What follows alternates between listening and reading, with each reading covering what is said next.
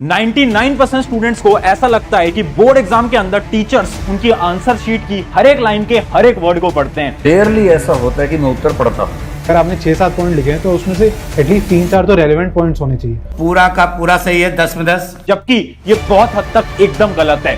Board exam के अंदर copy check करने का एक प्रोसीजर होता है, कैसे नंबर देते हैं, कोई तो तरीका होगा। बोले हाँ तरीका है। एक स्टेप होता है। अगर आपने उस प्रोसीजर को समझ लिया और उसके अकॉर्डिंग अपने आंसर्स को लिखा तो आपके नंबर कटने की कोई चांस ही नहीं। सो हाय एवरीवन, मेरा नाम है Prashant, mentor of thousands of students, और आज आप सभी की सबसे बड़ी प्रॉब्लम बोर्ड एग्जाम का सलूशन लेकर आपके सामने आ चुका हूं। अगर इस वीडियो को पूरा देखते हो, गारंटी से बता देता हूं 10 से 15 नंबर बोर्ड एग्जाम के अंदर इंक्रीज होने वाले हैं। पता है क्यों? क्योंकि आज मैं आपको सीक्रेट्स बताने वाला हूं कि बोर्ड एग्जाम के अंदर कॉपीज चेक कैसे की जाती हैं। अगर आपको यह पता चल गया ना कि बोर्ड एग्जाम में कॉपीज ऐसे चेक होती हैं, तो आपको यह पता चल जाएगा कि बोर्ड एग्जाम में अच्छे मार्क्स लाने के लिए अपने आंसर्स को आपको लिखना कैसे होता है। सारी चीजें आपके लिए लेकर आया हूं। इस वीडियो को बनाने के लिए हमने कई टीचर से बात करी जो कि CBSE board, ICSE board, India के जितने भी बोर्ड्स हैं उनके अंदर कॉपीज को चेक करते हैं। जब मैं उनसे मिला तो मैंने उनसे कुछ सवाल पूछे और उन सवाल को मैं यहां पर लिखकर भी लेकर आया हूं। पहला सवाल मैंने उनसे पूछा, can teacher cut mark bye their own? क्या टीचर अपनी मर्जी से किसी भी स्टूडेंट के मार्क्स काट सकता है? एक टीचर को पसंद नहीं आया आंसर तो क्या वो मार्क्स काट सकता है? क्या यह बात सच है? दूसरा सवाल, partial marking, step wise marking. क्या बोर्ड एग्जाम के अंदर स्टेप वाइज मार्किंग होती है? क्योंकि बहुत सारे स्कूल के अंदर तो बोलते हैं कि स्टेप वाइज मार्किंग होती नहीं है। तीसरा सवाल, हार्ड और इजी चेकिंग। क्या चेकिंग बहुत ज्यादा मुश्किल होगी या बहुत ज्यादा आसान होगी? ये सवाल भी मैंने पूछा। और लास्ट, प्रेजेंटेशन से मार्क इंक्रीज होते हैं क्या? ये बड़ा इंपॉर्टेंट सवाल था। सब पूछते हैं अगर हम अच्छा सजा सजा के लिखेंगे तो क्या हमारे मार्क्स इंक्रीज होंगे? तो 4 सवाल पूछे और इन चारों सवाल के आंसर्स मैं आपको बताने वाला हूं। 5 टिप्स लेकर आया हूं बोर्ड एग्जाम की, 5 ऐसी टिप्स जो कि सीक्रेट टिप्स हैं। इनको अगर फॉलो करते हो 5 से 10 नंबर तो मिनिमम इंक्रीज होंगे ही होंगे। ठीक है, स्टार्ट करते हैं टिप नंबर 1 से। टिप नंबर 1 हमारी क्या बोल रही है? आंसर की। देखो ध्यान से सुनना। आपको ऐसा लगता है ना कि अगर एक टीचर को आपका आंसर पसंद नहीं आया तो आपके नंबर काट देगा, जबकि ये बिल्कुल गलत है।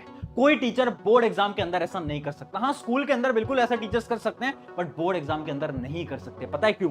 क्योंकि बोर्ड एग्जाम के अंदर आंसर की दी जाती है। हाँ, हर एक टीचर के पास आंसर की होती है। चाहे तुम सीबीएसई बोर्ड की बात करो, आईसीएसई बोर्ड करो, इंडिया के जितने भी बोर्ड्स हैं, सब टीचर्स को जब कॉपी चेक करते हैं तो उनको एक आंसर की मिलती है और उन्हें अपने पेपर को आंसर की के अकॉर्डिंग चेक करना होता है। वो अपनी मर्जी से चेक नहीं कर सकते। उन्हें सेट ऑफ रूल्स दिए जाते हैं कि ये रही आंसर की और इसके अकॉर्डिंग ही आपको चेक करनी है। और मैं आपको कुछ प्रूफ भी दिखा देता हूं। जैसे आंसर की है, ये सीबीएसई की आंसर की है। आप आपके जो भी बोर्ड है उसकी वेबसाइट पे आप जाओगे, वहां पर आपको आंसर की भी देखने को मिल जाएंगी। जैसे कि हमारी ये सीबीएसई की आंसर की है, ये हमारी क्लास 12 की केमिस्ट्री की आंसर की। तो आप देख सकते हो जैसे क्वेश्चन नंबर 21 का आंसर क्या होगा, 22 का क्या होगा, 23 का क्या होगा, 24 का क्या होगा, 25, ऐसे पूरा का पूरा लिख के आता है। ठीक है, एक और एग्जांपल दिखा देता हूं। ये एग्जांपल है हमारी क्लास 10 की साइंस का। तो आप देख सकते हो जैसे सेक्शन ए में एमसीक्यूज हैं, तो देखो एमसीक्यूज के भी सारे के सारे आंसर्स यहां पर लिखे हुए हैं, ए बी सी डी कौन कौन से आंसर्स होंगे। उसके अलावा सेक्शन बी के आंसर्स ये हैं और साइड में आप देखो तो मार्किंग भी दे रखी है। तो सब कुछ एक टीचर को मिलता है। ये है हमारा पहली चीज। अब बढ़ते हैं हमारा दूसरा और सबसे इंपॉर्टेंट पॉइंट, आपका सबसे बड़ा सवाल, स्टेप मार्किंग। इमेजिन करो आप मैथ का क्वेश्चन सॉल्व कर रहे थे, आधा तो आपका सही था और आधा आपका गलत, तो क्या आपके मार्क्स मिलेंगे? बहुत सारे स्कूल्स के अंदर क्या किया जाता है ना कि मार्क्स नहीं देते है ना स्टेप मार्किंग के। बट खुश हो जाओ क्योंकि बोर्ड एग्जाम के अंदर स्टेप मार्किंग होती है। स्टेप के भी नंबर आपको मिल रहे होते हैं, चाहे वो इंग्लिश हो, एसएसटी हो, मैथ हो, साइंस हो, कोई भी सब्जेक्ट हो, क्लास 12 के केमिस्ट्री, फिजिक्स, कोई भी सब्जेक्ट हो, स्टेप वाइज मार्किंग होती है। अब तो मुझसे प्रूफ मांगोगे कि आपको कैसे पता, तो चलो मैं दिखा देता हूं। आंसर की ये बोलती है कि स्टेप वाइज मार्किंग करनी पड़ेगी। देखते हैं, जैसे कि ये एक आंसर की है, ये है इंग्लिश की, ये है इंग्लिश की आंसर की। यहां पर ध्यान से देखना ऊपर क्या लिखा है, फॉर्मेट के 1 नंबर, कंटेंट के 2 नंबर और ऑर्गेनाइजेशन ऑफ आइडिया के 1 नंबर और एक्यूरेसी के 1 नंबर। मतलब जब ये किसका है, ये एक लेटर राइटिंग का सवाल है, तो टीचर्स को बोला जाता है अगर एक स्टूडेंट सिर्फ फॉर्मेट भी सही लिख के आता है ना तो उसको 1 नंबर तो देने पड़ेंगे। लिखा हुआ है, ये टीचर काट नहीं सकते, लिखा हुआ है। उसके अलावा अगर स्टूडेंट कंटेंट अच्छा लिखता है तो उसे 2 नंबर मिलने हैं। अगर उसके ऑर्गेनाइजेशन ऑफ आइडियाज अच्छे हैं तो उसको 1 नंबर। और एक्यूरेसी का मतलब ग्रामर, जो ग्रामर पार्ट होता है, अगर उसने ग्रामर सही से लिखी है, करेक्ट स्पेलिंग्स लिखी है, तो उसे 1 नंबर। तो ऐसे जो आपकी लेटर राइटिंग होती है वो डिवाइडेड होती है। ठीक है, तो अब ऐसा मत करना कि तुम्हें सवाल नहीं आ रहा तो तुम उसे छोड़ के आ रहे हो। एटलीस्ट फॉर्मेट भी लिखते हो ना, उसके भी 1 नंबर मिल रहे हैं यार, उसके भी 1 नंबर लिखने हैं, उस नंबर को क्यों खो रहे हो? लिख कर आओ, ठीक है। इसका एक और एग्जांपल दिखाते हैं, जैसे कि मैथ्स का आप देख सकते हो। मैथ्स का एक ऐसे अपना क्वेश्चन है, उस क्वेश्चन में अगर आप एक पार्ट भी सही करके आते हो ना, जैसे कि अगर आप एक छोटा सा पार्ट भी सही करके आते हो ना, तो आपको यहां पर दिखेगा उसके कितने नंबर है, आधे मार्क्स हैं। अगला पार्ट सही करा तो आधे मार्क्स, अगला पार्ट सही करा तो आधे मार्क्स, मतलब मार्क्स मिलते हैं स्टेप के, ठीक है। तो अब वो जो तुम डरते रहते हो, बार बार पूछते रहते हो यार बोर्ड एग्जाम आ रहे हैं, बोर्ड एग्जाम आ रहे हैं, डरो मत, घबराओ मत। बहुत सारे स्टूडेंट्स तो आधे टाइम डर में ही गुजार रहे हैं आज के समय पर। एक चीज मैं आपको बता रहा हूं, एक काम करना, अभी का अभी वीडियो पॉज करो और एक कमेंट लिख दो कि this exam will be best exam of my life. ये पता है मैं आपको क्यों लिखवा रहा हूं, ये मैं आपको इसलिए लिखा रहा हूं, अपने दिमाग को याद दिलाओ कि ये एग्जाम कोई बड़ा एग्जाम नहीं है, बोर्ड एग्जाम है, कर लेंगे यार, कोई मुश्किल एग्जाम नहीं है, तुम कर लोगे। लिखो कमेंट में, और जब भी डेली उठ रहे हो ना, शीशे के सामने जाकर खड़े हो और बोलो this exam will be best exam of my life, ये एग्जाम मेरी जिंदगी का सबसे बेहतरीन एग्जाम होगा। खुद से बोलो, खुद से बोलना पड़ेगा। तो ये थे हमारे 2 पॉइंट। अब बढ़ते हैं हमारे पॉइंट नंबर 3, जो कि है always right answer from NCERT. बहुत लोग इस पे शॉक हो गए होंगे, अभी इसके बारे में बात करते हैं, बट उससे पहले एक इंपॉर्टेंट चीज मैं आपको बता देता हूं।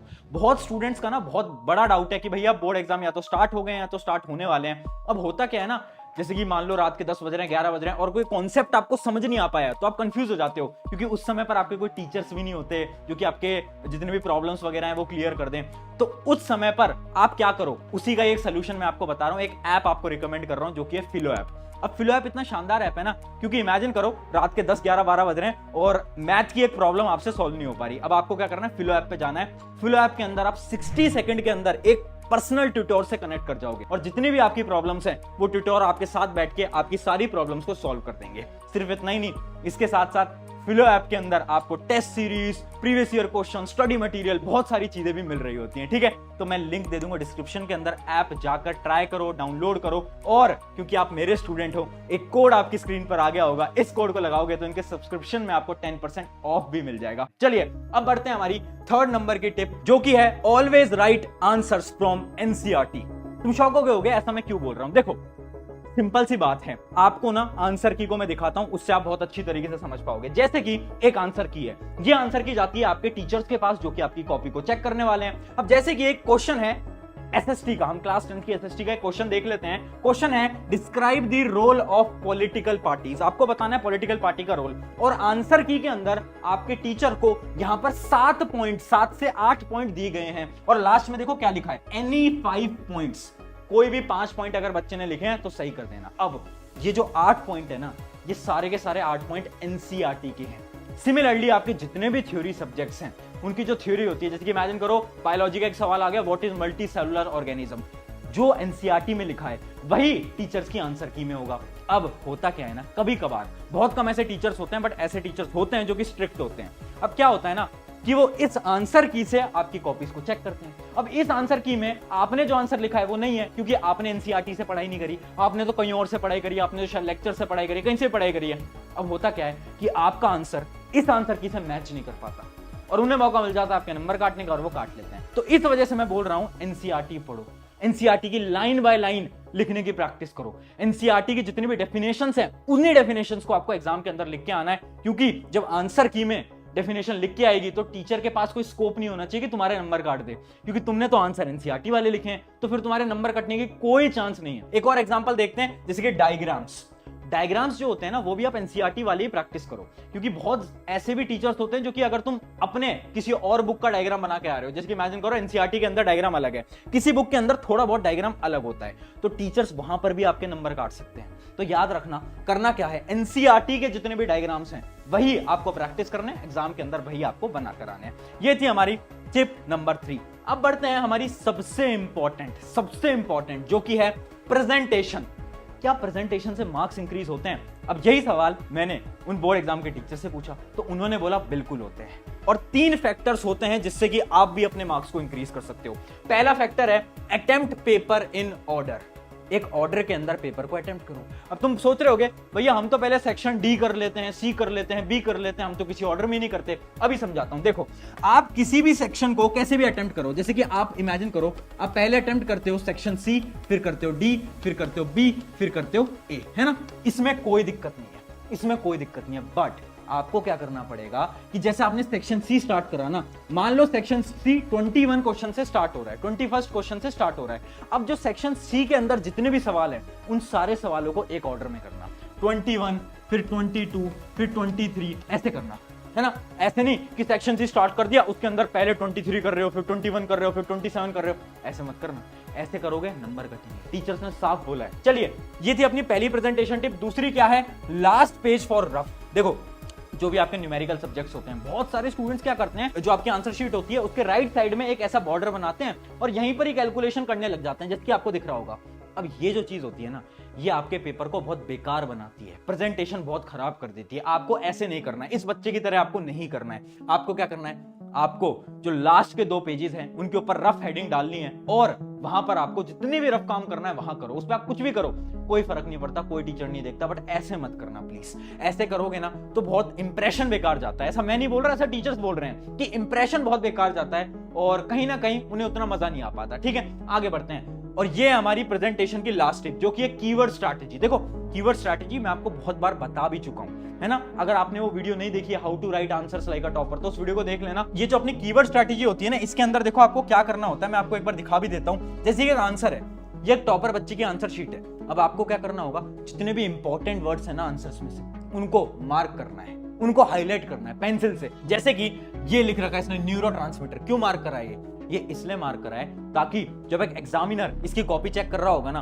तो डायरेक्टली देखेगा, अच्छा इस बच्चे ने न्यूरोट्रांसमीटर लिखा हुआ है, ठीक है, मतलब इसको तो आता है आंसर, और यहीं पर ही वो टिक करेंगे और वो आगे बढ़ जाएंगे। ठीक है, वो पूरा आंसर ही नहीं पढ़ेंगे, वो लाइन टू लाइन ही नहीं पढ़ेंगे। इससे क्या फायदा होगा, अगर आपका आंसर थोड़ा बहुत गलत भी होगा तो भी नंबर बेटा पूरे मिल जाएंगे। बड़ी शानदार टेक्निक है कीवर्ड स्ट्रैटेजी। अगर इसको पूरा जानना है, how to write answers like a topper, please उसको जाकर देख लो, बहुत इंपॉर्टेंट वीडियो है। अब बढ़ रहे हैं हमारी फाइनल टिप की तरफ, और ये है उन सब बैक बेंचर्स के लिए जो कि परेशान है, जिनको लग रहा है बोर्ड एग्जाम में कुछ नहीं हो पाएगा। देखो, लास्ट टिप है, टीचर्स आपको पास करने की कोशिश करेंगे।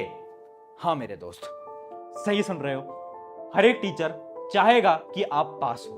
तुम्हें ऐसा लग रहा है ना बोर्ड एग्जाम के अंदर तो भैया टीचर्स फेल कर सकते हैं, मेरी तो प्रिपरेशन नहीं है, मेरे तो सिलेबस नहीं हुआ है, डरो मत, टीचर्स आपको पास करने की कोशिश करते हैं। मैं इतने टीचर से बात करता हूं, सब बोलते हैं कि हम तो खुद चाहते हैं कि बच्चा पास हो जाए। तो उसके लिए तुम्हें क्या करना है, एक 1-to-1 टिप दे रहा हूं, है ना, ध्यान से सुनना। इमेजिन करो एक सवाल है जो तुम्हें नहीं आ रहा है ना, कुछ भी जो भी तुम्हें उस चैप्टर से रिलेटेड आता है वो लिख कर आ जाओ। तुम्हें पता चल गया ये जो क्वेश्चन है इस चैप्टर का है, उस चैप्टर से रिलेटेड लिख कर आओ। जो भी तुम्हें आता है अनाप शनाप लिखे आओ, जो भी तो उस चैप्टर से रिलेटेड आता है तुम्हें लिख कर आना पड़ेगा। उससे पता क्या होगा, इमेजिन करो आप अगर कहीं पर फेल हो रहे होगे, अगर आपके मार्क्स कम आ रहे होंगे, तो टीचर्स क्या करेंगे, आपका आंसर थोड़ा बहुत गलत भी होगा ना, तो उसके अंदर आपको 1 नंबर या फिर आपके 1.5 नंबर ऐसे कुछ मिल जाते हैं, आधे 1 नंबर मिल जाते हैं। करना क्या है, किसी भी आंसर को नहीं छोड़ना है, और यही टॉपर करते हैं। टॉपर किसी भी आंसर को नहीं छोड़ते, वो सारे आंसर्स को अटेम्प्ट करके आते हैं। तो ये थी हमारी 5 tips. I hope in 5 tips से आपकी मदद हुई होगी। और एक कमेंट आपको करने को बोला था, याद है क्या, this exam will be best exam of my life. उस कमेंट को फटाफट से कर दो। अगर इस वीडियो ने आपकी मदद करी है तो अपने एक दोस्त के साथ शेयर कर देना इस वीडियो को। और बस इतना बोलूंगा कि यार बोर्ड एग्जाम कोई बड़ी चीज नहीं है, और ये एग्जाम बहुत शानदार होगा, आपके बहुत अच्छे मार्क्स आएंगे, ट्रस्ट मी।